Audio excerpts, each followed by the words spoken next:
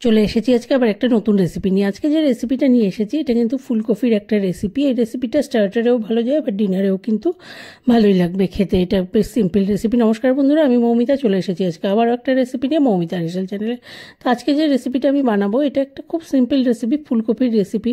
Normally কিন্তু ফুলকপি এখন আর খেতে সেরকম ভালো লাগছে না, কারণ ফুলকপির তরকারি বলুন বা অন্য কিছু মাছের ঝোলে দিয়ে বলুন সেটা কিন্তু আর ভালো লাগছে না।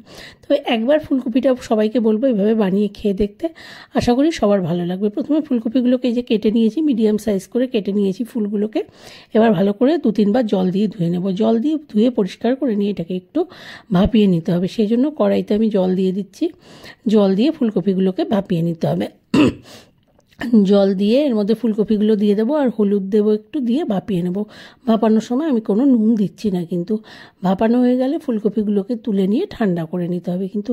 আর এটা যেহেতু টমেটো ফুলকপি রোস্ট, এইটাই না টমেটোটা একটু বেশি লাগবে আর কি এই রান্নাটার ক্ষেত্রে। মানে এই ফুলকপির রান্নাটা আর কোনো কিছু পড়বে না, পুরোটাই টমেটো দিয়ে হবে কিন্তু রান্নাটা।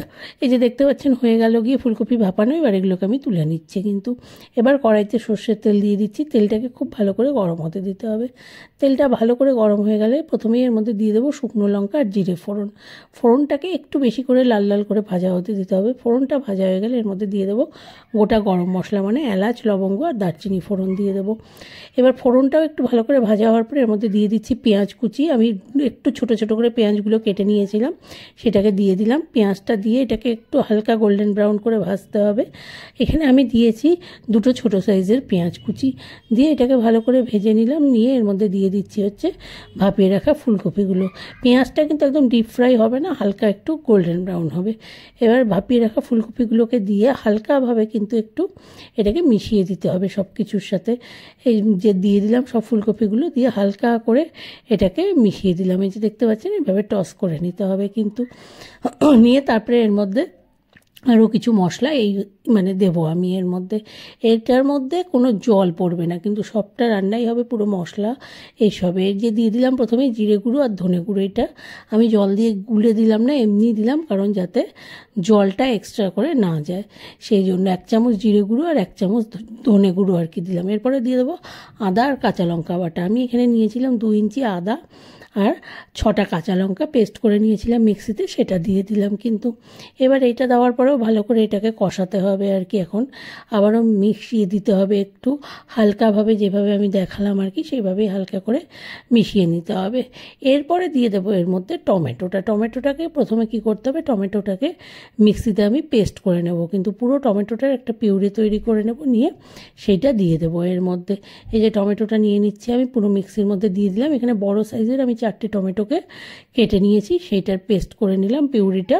এইবার এই পিউরিটা এর মধ্যে দেবো। তার আগে দিয়ে দিলাম পরিমাণ মতো নুন, আর দিয়ে দেবো হচ্ছে এর মধ্যে হলুদ। দিয়ে তারপরে টমেটো পিউরিটা দিয়ে এই রান্নাটা হবে মিডিয়াম ফ্লেমে। প্রথমে পুরোটাই কিন্তু হবে মিডিয়ামে, আর এটা ঢাকা দেওয়ার দরকার নেই, কারণ আগেই ফুলকপি ভাপানো। ঢাকা দিয়ে করলে কিন্তু একদম গলে যাবে গিয়ে, সেই জন্য ঢাকা দেওয়ার কোনো দরকার নেই। এভাবে ভালো করে মিশিয়ে নিতে হবে। দিয়ে এবার টমেটো পিউরিটা দিয়ে দিচ্ছি, দিয়ে ভালো করে আবারও একবার টস করে নিয়ে এটাকে মিডিয়াম ফ্লেমে রান্নাটা করতে হবে কিন্তু। এটা এখন একটু টাইম লাগবে আর কি হতে। মাঝে মাঝে এরকমভাবে নাড়াচাড়া করে নিতে হবে আর একটু করে রাখতে হবে আর কি। মানে বেশি নাড়লেও হবে না, হালকা করে নাড়তে হবে আর মানে কিছুক্ষণ করে রাখতে হবে। এইভাবে রান্নাটা করতে হবে। এই রান্নাটা এখন হতে 5-7 মিনিট লাগবে। এই যে দেখতে পাচ্ছ টমেটোর থেকে একটা জুস বেরিয়েছে, যে টমেটোর জুসি ভাবটা। আর টমেটোর কিন্তু মানে একটা যে টমেটোর গন্ধ থাকে, এটাও কাঁচা টমেটো সেটা চলে গেছে গিয়ে, পুরো এটা টানানো হয়ে গেছে গিয়ে। এবার শেষে দিয়ে দিলাম ধনেপাতা কুচি আর দিয়ে দেবো ওপর দিয়ে কটা চেরা কাঁচা লঙ্কা।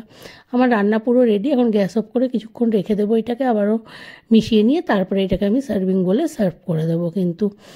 আবারও বলছি রেসিপিটা কিন্তু খেতে খুবই ভালো হয়, মানে এটা স্টার্টারেও ভালো যায়, আবার এটা ডিনারেও খুব ভালো লাগবে। এটা এখন একদম আমি নামিয়ে দিচ্ছি, সার্ভিং বলে সার্ভ করে দেবো এই মানে ফুলকপির রোস্টটা। এই যে সার্ভিং বলে সার্ভ করে দিচ্ছি টমেটো ফুলকপির রোস্ট। একদম সিম্পল একটা রেসিপি কিন্তু দুর্দান্ত রেসিপি কিন্তু। এটা খেতে খুবই ভালো হয় কিন্তু। সবাইকে বারবার বলছি এই রেসিপিটা সবাই একটু বাড়িতে ট্রাই করে দেখো। এই রেসিপিটা খেতে খুবই সুন্দর হয়, এত সহজে হয়ে যায় গিয়ে।